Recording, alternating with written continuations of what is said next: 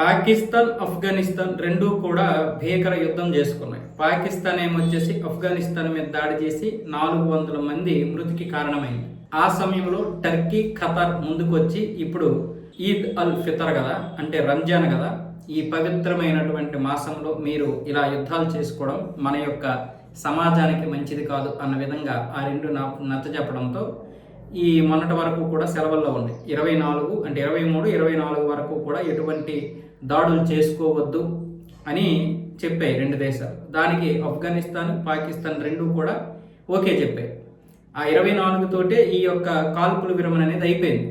అందుకోసమని పాకిస్తాన్ ఎలాగో ఈ రంజాన్ సెలవులు అయిపోయినాయి కాబట్టి నిన్న ఆఫ్ఘనిస్తాన్ మీద దాడి చేసింది. నిన్న అంటే రాత్రి. అయితే దానికి బదులుగా ఆఫ్ఘనిస్తాన్ కూడా పాకిస్తాన్ మీద దాడులు చేసింది. అయితే ఈ రెండు దేశాలు ముందు పాకిస్తానే చేసిందని ఆఫ్ఘనిస్తాన్, కాదు ఆఫ్ఘనిస్తానే చేసిందని పాకిస్తాన్ ఇప్పుడేమొచ్చేసి ఒకదాని వెనక ఒకటి దుమ్మెత్తు పోసుకుంటున్నాయి. అసోసియేటెడ్ ప్రెస్ నివేదిక ప్రకారం పాకిస్తాన్ దళాలు కాల్పుల విరమణ ముగిసిన వెంటనే నారాయ్, సర్కాను జిల్లాలపై డజన్ల కొద్ది ఫిరంగి గుళ్లను ప్రయోగించాయి. ఈ ఘటనలో 2 మరణించగా 8 మంది గాయపడ్డారు.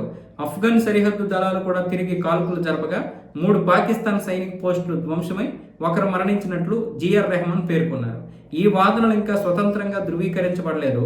అయితే వాయువ్య పాకిస్తాన్లోని ఒక స్థానిక అధికారి మాత్రం ఆఫ్ఘన్ దళాలే ముందు కాల్పులకు దిగాయని ఆరోపించారు.